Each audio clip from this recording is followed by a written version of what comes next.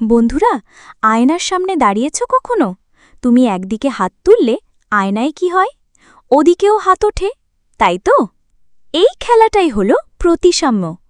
প্রতিসাম্য মানে হলো একদিক যেমন অন্যদিকও তেমন।